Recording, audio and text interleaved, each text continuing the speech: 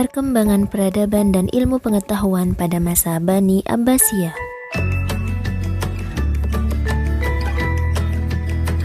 Perkembangan peradaban.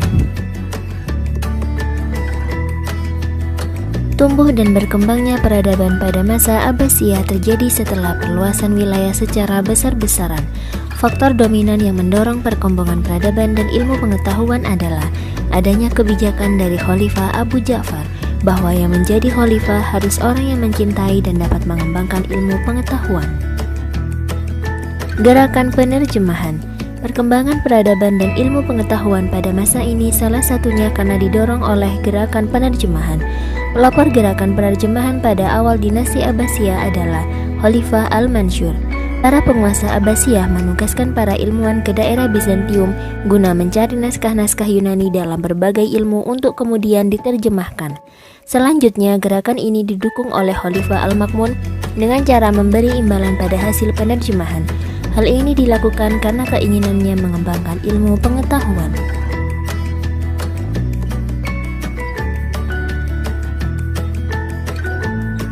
Baitul Hikmah.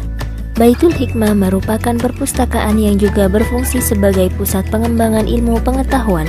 Pada masa Harun Ar-Rasyid, lembaga ini bernama Khizanah Al-Hikmah. Namun sejak tahun 815 Masehi, Al-Ma'mun mengembangkan lembaga ini dan mengubah namanya menjadi Baitul Hikmah.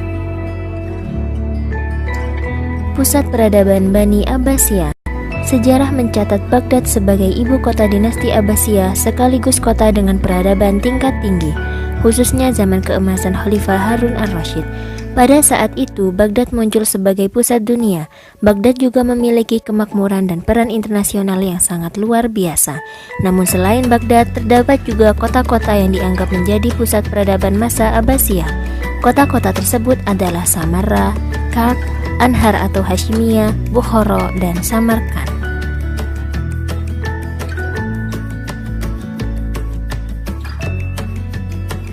Perkembangan ilmu umum. Di bidang ilmu filsafat. Filsafat adalah ilmu yang membahas secara mendalam sebab dari segala sesuatu berdasarkan pikiran dan rasio. Tokoh-tokoh muslim yang berperan di bidang filsafat antara lain Al-Kindi, Al-Farabi, Al-Ghazali, dan Ibnu Rushdi. Di bidang kedokteran dan farmasi. Tokoh-tokoh muslim yang berperan di bidang kedokteran dan farmasi antara lain Ar-Razi, karyanya yang terkenal adalah di bidang cacar dan campak. Ibnu Sina, karyanya yang terkenal adalah Qanun fit Tibb. Ali bin Sahal, karyanya yang terkenal berjudul Firdaus Al-Hikmah atau Surga Hikmah. Sedangkan di bidang matematika, tokoh-tokoh muslim yang berperan antara lain Al-Khwarizmi, beliau adalah penemu aljabar. Al-Farukhan, insinyur arsitek di kota Baghdad, dan Banu Nusa, beliau adalah seorang ahli ukur. Sedangkan di bidang kimia, tokoh kimiawan muslim yang paling terkenal adalah Jabir ibnu Hayyan.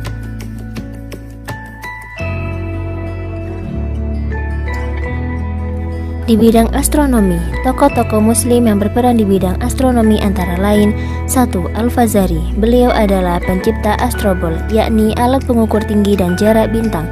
2. Al-Battani. 3. Al-Biruni, beliau adalah penyusun rumus geometri, aritmatika, dan astronomi. 4. Al-Farghani, beliau memiliki karya berjudul Al-Mudhil ila Ilm Hay'a Al-Aflak. Di bidang teologi terdapat beberapa nama yang dikenang sejarah. Beliau adalah Abu Hasan Al-Asy'ari, Abu Mansur Al-Maturidi, Wasil ibnu Atha, dan Ahmad ibnu Ja'far At-Tabari. Di bidang bahasa dan sastra terdapat beberapa tokoh yang terkenang, yaitu Abdul Hamid Al-Khatib. Beliau adalah pelopor seni mengarang surat. Ibnu Abdi Rabbib, beliau adalah penyair berbakat, dan Al-Jadid, beliau adalah seorang sastrawan.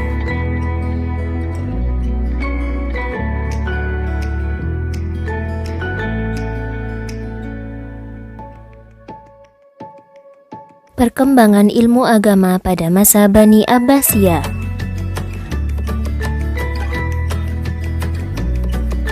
Selain perkembangan ilmu pengetahuan umum, ilmu agama juga mengalami perkembangan pada masa Bani Abbasiyah.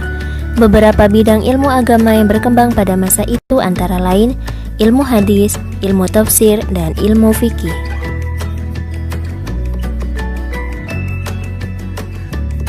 Hadis. Hadis merupakan sumber hukum kedua setelah Al-Quran. Hadis diperlukan untuk menafsirkan Al-Quran.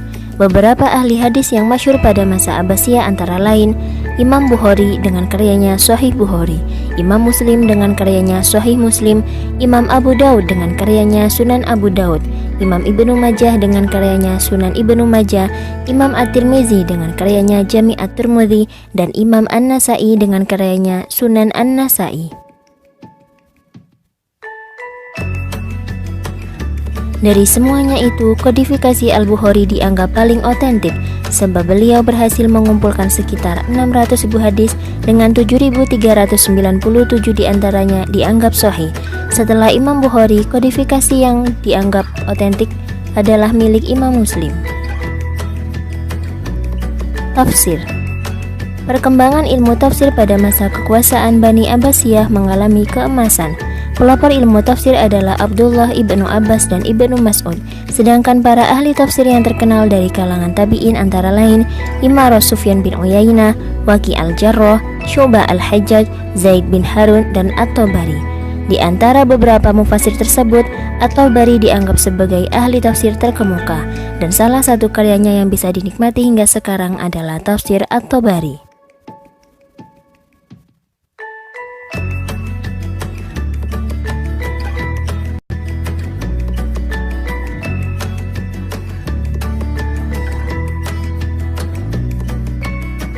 Fikih. Pada masa pemerintahan Abbasiyah, ilmu fikih mengalami perkembangan pesat pada periode keempat dan lima. Pada masa ini muncul empat imam madhab. Mereka adalah Imam Hanafi, Imam Malik, Imam Syafi'i, dan Imam Ibnu Hanbal.